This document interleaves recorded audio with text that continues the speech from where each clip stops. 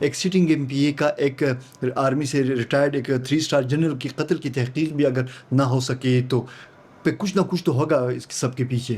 General فضل حق مرحوم کے لواحقین کو، گھر والوں کو یہ اچھی طرح پتہ ہے سب حالات کا کہ یہ اسے کس کے کہنے پر کیا ہے. پولیس والے بیٹھے ہیں، انہوں نے گپ شپ لگائی ہے. وہ جب ریلیکس ہو گیا تو اس کے بعد انہوں نے پکڑ کے رسیوں سے باندھ کے درخت کے ساتھ تو سب کو اڑا دیا جتنے بھی لوگ تھے. اطلاع خان نے اگر کچھ کیا ہے تو ذاتی انات کی بنیاد پر نہیں کہ کسی کے کہنے پر ظاہر کیا ہے کسی نے اسے کرایا. اور جب کسی کے کہنے پر کیا ہے تو وہ جو کوئی بھی تھا وہ کم از کم جنرل فضل حق کا ہم پلب شخص تھا. ریکارڈ پر یہ باتیں نہیں آ سکی ہیں کہ ان کا قتل کیوں ہوا، کس نے کرایا. اس واردات میں جو گاڑی استعمال ہوئی تھی وہ بھی پجارو گاڑی تھی اس وقت. اور وہ پجارو گاڑی پھر ملی ہے جانس ہوٹل اور رینز ہوٹل کے درمیان جو چوک ہے. زبردست ایڈمنسٹریٹر تھے، سخت گیر تھے، اتنے ہی اپنے قتل کیس میں وہ مظلوم بھی. بسم اللہ الرحمن الرحیم. اظہر علی ہوں اور آپ دیکھ رہے ہیں ڈیلی میدان. ناظرین، آج 3 اکتوبر ہے. آج 3 اکتوبر 2025 ہے. آج سے 34 سال پہلے 3 اکتوبر 1991 کو خیبر پختونخوا کے ایک طاقتور اپنے زمانے کا ایک دبنگ گورنر بھی رہا ہے، مارشل لاء ایڈمنسٹریٹر بھی رہا ہے، وہ MNA بھی رہا تھا. اور جس وقت ان کو 3 اکتوبر 1991 کو قتل کیا گیا وہ خیبر پختونخوا اس وقت کی NWF اسمبلی کا رکن تھا. جی ہاں، میں جنرل فضل حق مرحوم کا میں ذکر کر رہا ہوں. تو جنرل فضل حق مرحوم جو تھا بیسیکلی ملٹری بیک گراؤنڈ تھا ان کا. وہ ایک جنرل تھے، وہ مارشل لاء ایڈمنسٹریٹر رہے، گورنر رہے جنرل ضیاء الحق کے دور میں 78 سے 1985 تک. بعد میں وہ مختلف ادوار میں ایک سیاسی رول بھی انہوں نے ادا کیا. بعد ازاں 1991 میں وہ قتل ہو گئے. ان کے قتل کے حوالے سے وہ حقائق کچھ تو سامنے آئے، بہت کچھ ایسے معلومات کے جو راز ہی رہے. اس حوالے سے آج ہمارے ساتھ سینئر صحافی سید اظہر علی شاہ موجود ہیں. ان سے ہم جانتے ہیں کہ یہ جنرل فضل حق مرحوم وہ کون تھے، وہ کیا تھے، یہ تو ہمیں معلوم ہے، لیکن وہ ان کی شخصیت کے حوالے سے کہ کچھ وہ پہلو کے جو ہمیں عام ناظرین کو جو ہمیں معلوم نہ ہو، اور بالخصوص ان کے قتل کے حوالے سے جو محرکات ہوں جو شاہ جی کے علم میں ہوں گے وہ آج ہمارے ساتھ شیئر کریں گے. Thank you sir.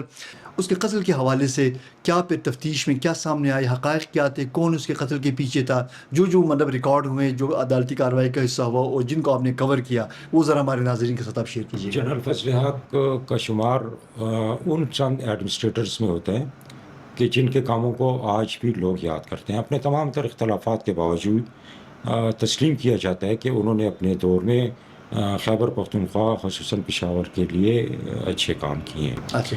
جنرل فضل حق اپنے ہر دور میں، خواہ جب وہ وزیر اعلیٰ رہے ہیں یا گورنر رہے ہیں یا کور کمانڈر، ان کا بیوروکریسی کے اوپر کافی ہولڈ تھا. وہ ایک سخت گیر قسم کے ایڈمنسٹریٹر جانے جاتے تھے اور ان کی سخت گیری بہت زیادہ مشہور تھی اور بیوروکریسی ان سے ڈرتی تھی.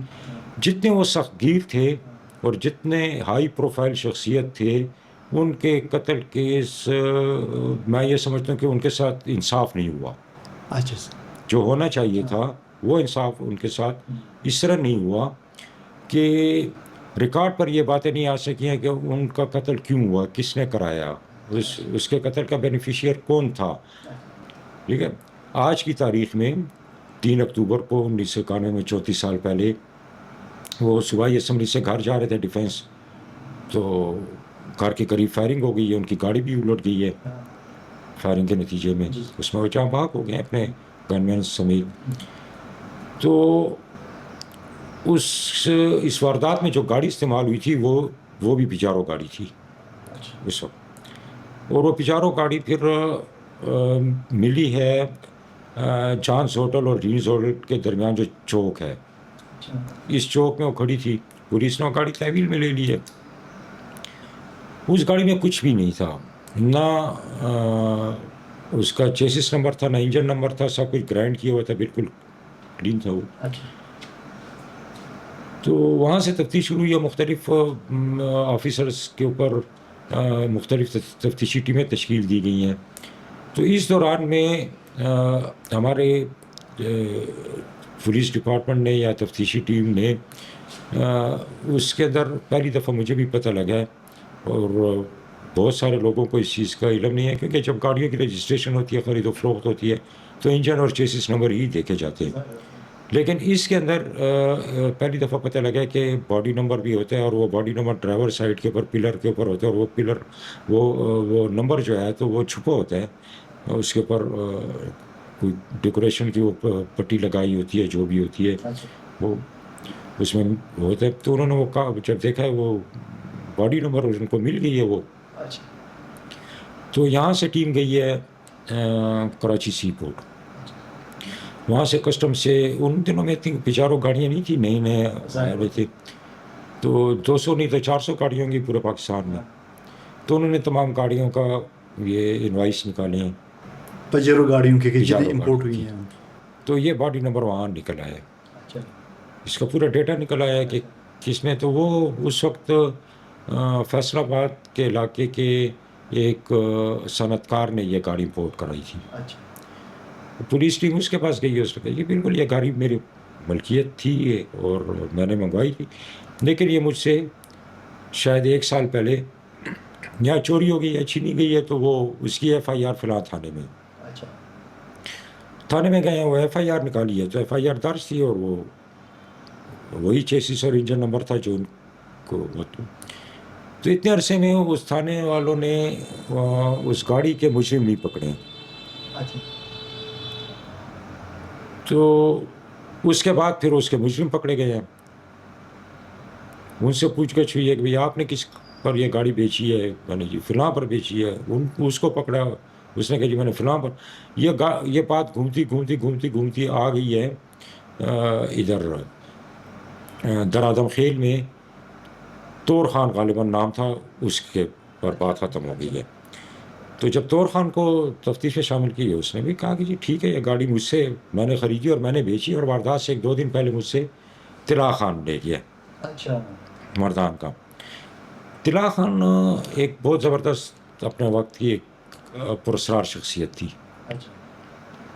اس کے گورنر فضل حق کے ساتھ بھی قریبی تعلقات تھے، اور یہاں تک سننے میں آیا کہ وہ ہفتے میں کم سے کم ایک بار گورنر ہاؤس میں آتے تھے، اکٹھے کھانا پینا کرتے تھے، گپ شپ لگاتے تھے، نشست کرتے تھے آپس میں.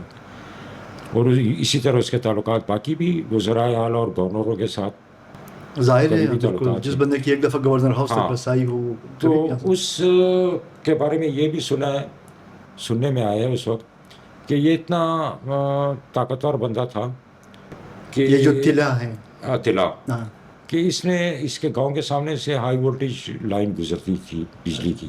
اس نے اس کے اوپر لوہے کی زنجیر پھینک کر تو شارٹ سرکٹ کر کے وہ گرڈ سب کچھ بہت زیادہ ڈیمیج کیا. تو واپڈا والے آئے ہیں کام کرنے کے لیے، تو ان کو روک دیا. اس نے کہا کہ جب پہلے میرے گاؤں کو بجلی دو گے تو اس کے بعد یہ ہٹاؤ گے. اس کو کوئی اس کے خلاف ایکشن نہیں لے سکا، یا کوئی وہ نہیں کر سکا، یا اس کے بات کی نفی نہیں کر سکا. اس کے گاؤں کو بجلی دی ہے فوراً، تو ہنگامی طور پر کھمبے ممبے لگانے شروع کر دیا. تو اس نے کہا ٹھیک ہے آپ ہٹاؤ اور اب اپنا کام کرو آگے. تو وہ اتنا ایک اس کا ایک سماجی پہلو بھی تھا، بااثر شخص تھا. ہاں، اور ظاہر ہے کہ جب یہ بااثر تھا تو اس کے علاقے میں پھر جو ایس ایچ او اور دیگر پولیس آفیسرز کی تعیناتی ہوتی تھی، تو اس میں بھی اس کی سفارش شامل ہوتی تھی، ریکمنڈیشنز ہوتی تھی. تو جب بات اس تک چلی گئی ہے تو اب ظاہر ہے کہ اس کو پکڑنا بھی ایک مہمہ، پکڑ لیں تو تفتیش کرنا مہمہ. تفتیش کر لی تو اس کے تفتیش کے نتیجے میں جو چیزیں آپ کے سامنے آئیں گی وہ نہیں آنی چاہیے تھی اس وقت. تو یہ کیونکہ طلا خان نے اگر کچھ کیا ہے تو ذاتی عناد کی بنیاد پر نہیں کہ کسی کے کہنے پر ظاہر کیا. کسی نے اسے کرایا. اور جب کسی کے کہنے پر کیا ہے تو وہ جو کوئی بھی تھا وہ کم از کم جنرل فضل حق کا ہم پلب شخص تھا. ظاہر ہے مطلب کہ وہ آپ کے کہنے پر یا میرے کہنے پر تو یہ کام نہیں کرنے والا ہے نا. اس نے تو اسی کے ہم پلا شخص کے ذریعے کیا تھا. تو پھر اس کے بعد چیزیں ریکارڈ پر نہیں آئیں. ریکارڈ پر تو اس وقت آتی نا چیزیں کہ جب یہ ٹرائل کورٹ میں پیش ہوتے، سب کچھ وہاں چالان پیش ہوتا، وہاں پر ملزمان پیش ہوتے، ملزمان اپنا بیان ریکارڈ کراتے، تو باتیں ریکارڈ پہ آ جاتی. لیکن کوئی چیز ریکارڈ پہ نہیں آئی. یہ تفتیش ہی تھی اور تفتیش چل رہی تھی. تو پھر اسی دوران میں اچانک جو ہے تو کچھ ایک پولیس ٹیم گئی ہے تلا کے گاؤں، تو جانا معمول کی بات تھی، لیکن وہ محتاط تھا کیونکہ اس نے واردات کی تھی. اچھا تو پولیس والے بیٹھے ہیں، انہوں نے گپ شپ لگائی ہے. وہ جب ریلیکس ہو گیا تو اس کے بعد انہوں نے پکڑ کے رسیوں سے باندھ کے درخت کے ساتھ تو سب کو اڑا دیا جتنے بھی لوگ تھے. اچھا اس دوران میں اس کی ایک خاتون طلا خان کے گھر کی، وہ سر پہ قرآن لے کر باہر آئی ہے اور اس نے منتیں کی ہیں کہ مت مارو ان کو. اچھا پولیس ٹیم اب ان پولیس کو کی. مارنے پہ وہ ہاں کر لیکن وہ جو آرڈر تھا انہوں نے وہ آرڈر پورا کیا. پھر اس کے بعد وہ خاتون ہائی کورٹ بھی گئی ہے کیس لے کر. اس کے بعد نہیں پتہ لگا کہ کیا ہوا. اب فضل حق کے کیس میں دوسرا جو پہلو نکلتا ہے وہ یہ نکلتا تھا کہ جیسے یہ واردات ہوئی ہے تو ظاہر ہے دیکھیں ایک موت ہوتی ہے جس کی توقع کی جاتی ہے، انسان کی حالت خراب ہے، وینٹیلیٹر پر ہے اور کچھ ایسی بیماری میں مبتلا ہے کہ اس کے اندر ڈیفینیٹلی اس نے مرنا ہی مرنا ہے، آج نہیں کل اس کے لیے ذہنی طور پر لوگ اس کے اوپر تیار ہوتے ہیں. لیکن وہ اموات کے جس کا پر آپ ذہنی طور پر تیار نہیں ہوتے ہیں اور ایک اچانک دھچکا لگتا ہے تو اس وقت گھر کے اندر اور قریبی لوگوں میں، رشتہ داروں میں ایک سکتے کی کیفیت ہو جاتی ہے اور قوت فیصلہ اور سوچنے کی قوت ختم ہو جاتی ہے کچھ گھنٹوں کے لیے یا کچھ دن کے لیے. تو یہی کچھ فضل حق کے لواحقین کے ساتھ بھی ہوا. وہ سوچ بھی نہیں سکتے تھے کہ بھئی اتنی اہم عہدوں پر رہنے کے بعد کوئی اس طرح ان کے ساتھ کر سکے گا. ان کے بارے میں گمان میں بھی نہیں تھا. اچھا سر، یہ فضل حق جس وقت مرحوم جنرل فضل حق جب وہ ان کا قتل ہوا، وہ اس وقت کے جو NWA اسمبلی کے وہ ایک سٹنگ MP تھے. ان کا تعلق اس وقت کی جو حکمران جماعت مسلم لیگ، اگرچہ نون مسلم لیگ شاید اس زمانے میں نہیں تھی لیکن مسلم لیگ کا وجود تھا. میر افضل ان کے وزیر اعلیٰ تھے، حکمران جماعت کا MPA، ریٹائرڈ جنرل. اس کے باوجود اگر اس کا قتل اگر عدالتی ٹرائل نہیں ہوتا تو مطلب پھر کیا آپ کیا کہیں گے ایز اے جرنلسٹ کہ وہ کون سے عوامل ہوں گے، وہ کون سے وجوہات کیا ہوں گی کہ ایک سٹنگ MPA کا ایک آرمی سے ریٹائرڈ ایک 3 اسٹار جنرل کی قتل کی تحقیق بھی اگر نہ ہو سکے تو پہ کچھ نہ کچھ تو ہوگا اس سب کے پیچھے. دیکھیں یہ اس کے لیے تھوڑا سا بیک گراؤنڈ میں آپ چاہیں گے تو اس وقت FIR جو ہے تو وہ ایرانی کونسل جنرل اور تحریک جعفریہ کے سیکرٹری جنرل انور علی اخنزادہ کے خلاف دو آدمیوں کو نامزد کیا گیا تھا. اور اس کی وجہ یہ تھی کہ مطلب کہ 2-3 سال پہلے 5 اگست 88 کو علامہ عارف حسین فائرنگ کا نشانہ بنے تھے اور ان کی شہادت ہوئی تھی اور ان کے کیس میں فضل حق کا نام آتا تھا اور ان کے خلاف کچھ احتجاج بھی ہوا تھا. تو ان کو نامزد کیا گیا. لیکن کچھ عرصے کے بعد جو ہے تو فضل حق مرحوم کے بیٹے نے آ کر تو عدالت میں کہا کہ جی وہ وڈرا کیا. انہوں نے کہا جی میں نے یہ نام جو دیے ہیں آپ کو یہ اس قتل میں ملوث نہیں، اچھا، اور میں یہ دعوے داری ان سے واپس لیتا ہوں. تو عدالت نے پوچھا کہ بھئی جب یہ نہیں تھے آپ کے اس کیس میں ملوث نہیں تھے تو آپ نے کیوں نام لیا ہے؟ تو اس وقت انہوں نے کہا کہ جی یہ اس وقت کی اتھارٹیز نے مجھے یہ نام دیے تھے. اچھا ٹھیک ہے. اب اتھارٹیز کون تھے مجھے نہیں پتا. اتھارٹی میں کون آتا ہے کون نہیں آتا ہے یہ مجھے نہیں پتا ہے. لیکن اس بات سے یہ طے ہو گیا کہ یہ قتل سیاسی تھا. اور اگر کسی نے اس رنگ دینے کی کوشش کی تھی کہ اس کو فرقہ وارانہ اس کی طرف لے جائیں پھر ناکامی ہوئی لیکن اور وہ اس کے بیٹے نے ناکام بنا دیا. اگر اس کا بیٹا اسی کے اوپر سٹینڈ کرتا اور ریئیکشن کرتا مزید آگے چل کر تو ظاہر ہے کہ وہ کامیاب ہو جاتے اپنے مقصد میں. تو اب بات یہ ہے کہ مجھے کیا ضرورت ہے کہ میں ایک آدمی کے ایک مقتول کے گھر والوں کو کہوں کہ تمہارے اس فلاں کو فلاں لوگوں نے قتل کیا. اب میں اگر کہہ رہا ہوں تو یا تو میں پھر اس کے ثبوت بھی آپ کو دوں اور اگر وہ بات میری جھوٹی نکل آتی ہے تو اس کا مطلب یہ ہے کہ میں نے جان بوجھ کے وہ ڈائیورٹ کرنے کی کوشش کی ہے. آپ کی توجہ میں نے کہیں اور ہٹانے کے لیے اصل کہانی سے تو جب میں آپ کی توجہ ہٹا رہا ہوں کہیں اور ڈائیورٹ کر رہا ہوں تو اس کا مطلب ہے کہ میں اصلی مجرموں کو جانتا ہوں اور ان کو بچانے کی کوشش کر رہا ہوں. یہ ہوا ہے ان کے ساتھ. تو اسی وجہ سے میں یہ کہتا ہوں کہ جتنے بھی وہ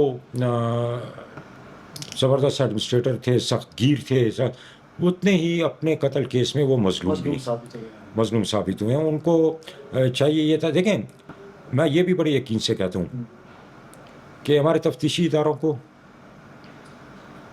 اور جنرل فضل حق مرحوم کے لواحقین کو، گھر والوں کو یہ اچھی طرح پتہ ہے سب حالات کا کہ یہ اس نے کس کے کہنے پر کیا ہے.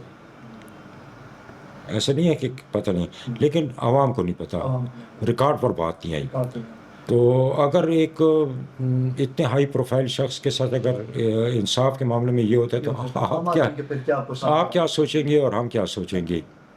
تھینک یو سو مچ شاہ جی. بہرحال چونکہ آج 3 اکتوبر تھا اور ہم نے یہ ضروری سمجھا کہ جنرل فضل حق جن کا جیسا کہ ہم نے اپنے گفتگو میں ہم نے وہ کیا کہ اپنے دور کا ایک بہترین ایڈمنسٹریٹر بھی وہ تھا. ظاہر ہے ہر انسان کی شخصیت میں کچھ مثبت پہلو ہوتے ہیں، کچھ منفی باتیں بھی ہوں گی، لیکن بطور ایک ایڈمنسٹریٹر ان کے اچھے کام، اس نے ترقیاتی حوالوں سے سرکاری اداروں، سرکاری اہلکاروں کو مستعدی سے فرائض انجام دینے کے حوالے سے ان کا ایک رول تھا، ایک دبدبہ تھا، اور لوگ جنرل فضل حق کے نام سے وہ کامتے تھے، خائف رہتے تھے.